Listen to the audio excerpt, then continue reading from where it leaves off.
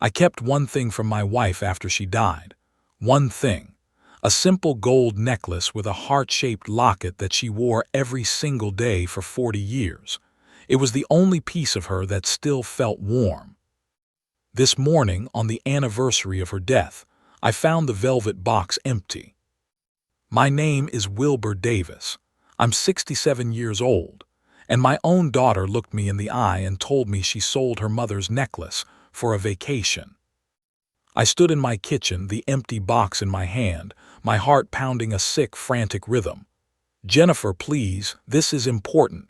Eleanor's necklace is gone." She sighed, that specific, exhausted sigh she'd perfected since moving in. "No one wants your old stuff, Dad." "It was your mother," I said, my throat tight. "The only thing I kept." "Then you should have been more careful with it." I looked at her, really looked.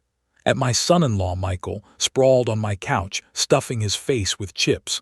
At my granddaughter, Amber, rolling her eyes from the stairs. 3 years they'd lived in my house. 3 years of my silence, my grief, my payments.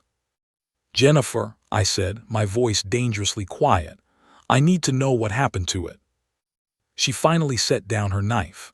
"Fine, I sold it. Desert Gold Pawn over on Thomas Road. We needed $800 for Hawaii. You said no, so I found another way." The words didn't make sense at first. Sold it. From the couch, Michael didn't even look up. It was just sitting there. "Wilbur, Eleanor's gone. Dead people don't need jewelry." Amber laughed. "Grandpa, you're being dramatic. It's just a necklace. Mom got us an awesome vacation." I stood there in the home I'd shared with my wife for 42 years and felt something break. Not from sadness, from a cold, clear fury. I turned without a word, walked to my bedroom, and closed the door. The soft click of the latch was the sound of the old Wilbur Davis dying. If you're new here, hit subscribe. This is not a story about grief. This is a story about what happens when a quiet man is pushed to the edge. And trust me, the revenge I planned was colder and more calculated than anything they could have imagined. I picked up my phone. My hands were steady now, ice steady. I called every pawn shop in Phoenix until I found it. "Desert Gold Pawn, this is Harold. I'm looking for a gold necklace with a heart locket. It was sold to you yesterday." A pause. "Oh yes, I remember that piece. Beautiful craftsmanship. Are you the husband?" "I am. She's my wife passed." "I'm very sorry, sir." His voice was genuine. "There's something you should know. When I was examining it, the locket opened. There was a small note inside." "A note? 40 years. 40 years she wore it, and I never knew it opened." "The woman who sold it, she was in a hurry. I don't think she knew." "I need to buy it back. How much?" I gave her $800. Fair value is $1,200. "I'll pay it." I drove to that pawn shop like a man possessed. Harold, a kind-faced man, handed me the necklace. It felt heavier than I remembered. "Take care of it this time," he said gently, handing me a small envelope. "The note is in here." I drove 3 blocks and pulled over. My hands shook as I found the tiny clasp on the locket. I pressed it. It sprang open. Inside, a sliver of paper rolled tight. Eleanor's handwriting microscopic. "Bank of Arizona, Box 4782. I sat in my truck, the sun blazing through the windshield, and stared at those words. My wife had a safety deposit box I knew nothing about. The next morning I was at the bank downtown. I showed them Eleanor's death certificate and my ID. The manager led me into a vault, then a private room, and handed me a long, cold metal box. Inside I found stacks of cash, over $20,000, and underneath it all, a sealed envelope with my name on it in Eleanor's hand. "Wilbur, if you're reading this, I'm gone, and you found what I've hidden. I saved this money over 30 years, small amounts from each paycheck you never noticed. I did it because I love you, and I know what's coming." My breath caught. She knew. Jennifer has always been difficult. Remember her wedding? I saw her true nature then. After I'm gone, she'll see you as nothing more than a resource to drain. Michael will encourage it. Amber learns from them.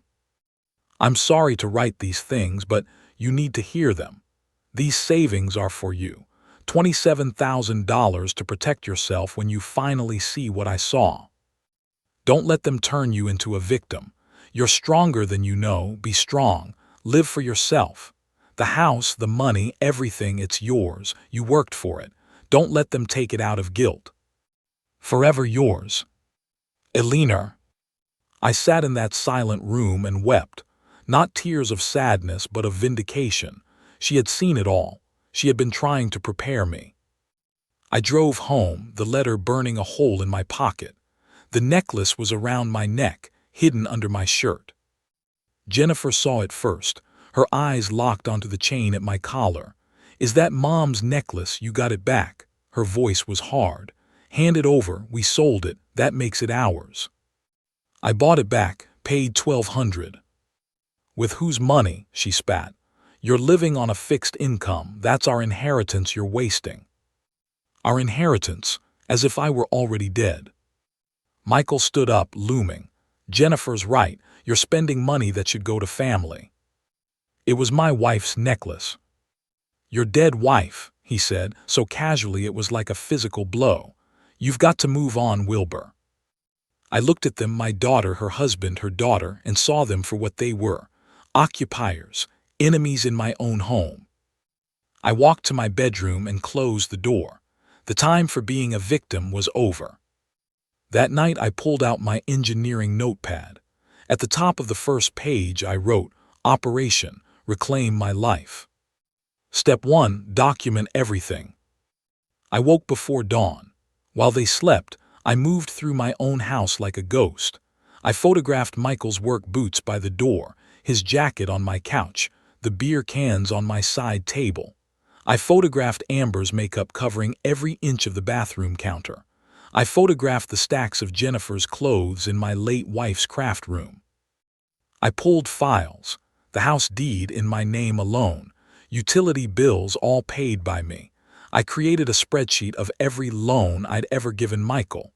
The total came to $18,500. The repayment column was a string of zeros. The evidence folder began to grow.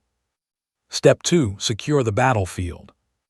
I researched Arizona law, single-party consent for recording, my house, my right. I ordered a security camera that looked like a smoke detector. When the house was empty, I installed it in the living room corner, a perfect, wide-angle view. I tested the feed on my phone. Now their words would become my weapons. The recording started almost immediately. Jennifer's voice. I can't believe he spent $1,200 on that necklace. That's our money. Michael, when this house is ours. First thing I'm doing is remodeling. How many years he got left, really? I saved the clips, labeled them evidence. Step 3, legal fortification. I found Patricia Morrison, an elder law attorney with a reputation for being ruthless. In her downtown office, I placed my evidence folder on her desk. My daughter and her family have been living in my house for 3 years. They don't pay a dime. They're waiting for me to die. Patricia, a sharp woman in her 50s, reviewed the documents, her expression unreadable. She watched the video of Michael's inheritance discussion. This documentation is excellent, she finally said. Under Arizona law, their tenants at will serve them with a formal rental agreement. It establishes your rights and their status. What if they refuse? Then we have grounds for eviction. My retainer is $3,000. I didn't hesitate. I signed the agreement. The war was now official. A week later, a notary public arrived at my door to serve the papers. Jennifer snatched the rental agreement. $1,500 a month, utilities. This is insane. The document outlines the terms of your continued residency, the notary said calmly. We're your family, Jennifer shrieked at me. This house belongs to us. This house belongs to me, I said, my voice flat. You are tenants. Michael stepped into the fray, his face red. "You're not thinking clearly, Wilbur. Maybe you need a doctor to evaluate your mental state." "My mental state is fine." "We'll see what a judge says. Competency hearing. We'll get guardianship." I looked him dead in the eye. "You're welcome to try." The moment the notary left, the siege began. Jennifer tried tears. She knocked on my door sobbing. "Dad, please, the stress is killing me. I'm developing chest pains." "You have 29 days left," I said, and closed the door. Michael's approach was more physical. He started accidentally blocking hallways, forcing me to squeeze past him. The camera caught it all. Then he escalated. I was in the kitchen making tea. He came in, got too close. When I tried to step around him, he put his hand on my chest and shoved. I stumbled back against the counter. "Careful, old man," he sneered. "Accidents happen at your age." The camera captured the entire thing.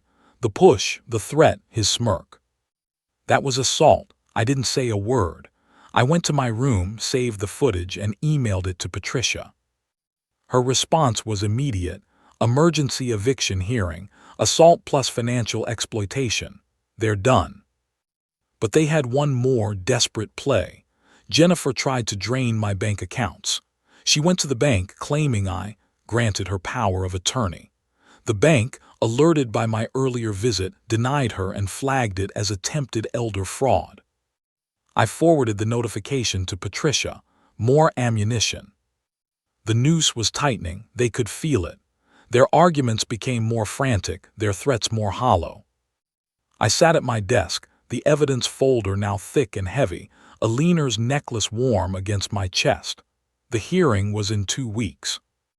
They had no idea that the quiet, grieving old man they thought they could bully had become a strategic, unshakable force. And I was just getting started.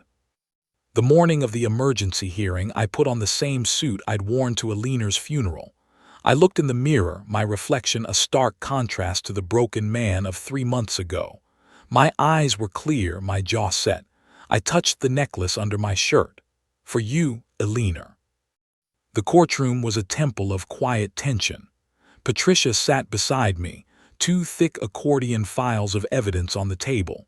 Across the aisle, Jennifer, Michael, and their lawyer, Carlson, huddled together, a portrait of simmering resentment. Judge Margaret Stone took the bench, her gaze sharp enough to cut glass. "I've reviewed the evidence submitted by Ms. Morrison," she began, her voice silencing the room. "The videos are particularly disturbing." Carlson stood. "Your Honor, this is a family dispute. Emotions are running high." "Mr. Carlson," the judge interrupted, her tone icy. "Assault is assault. Mail tampering is a federal offense. I am issuing a temporary restraining order. Mr. Thompson will maintain a distance of 10 feet from Mr. Davis at all times within the shared residence. Any violation results in immediate arrest." Michael's face went pale. He gave a tight, reluctant nod. "The full eviction hearing is scheduled for July 2nd, Judge Stone continued, her eyes locking on Jennifer. "Mr. Davis is within his rights to establish rental terms or request vacation of his property. You have 30 days.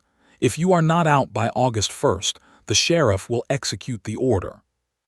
The gavel cracked. It was the sound of their world cracking apart.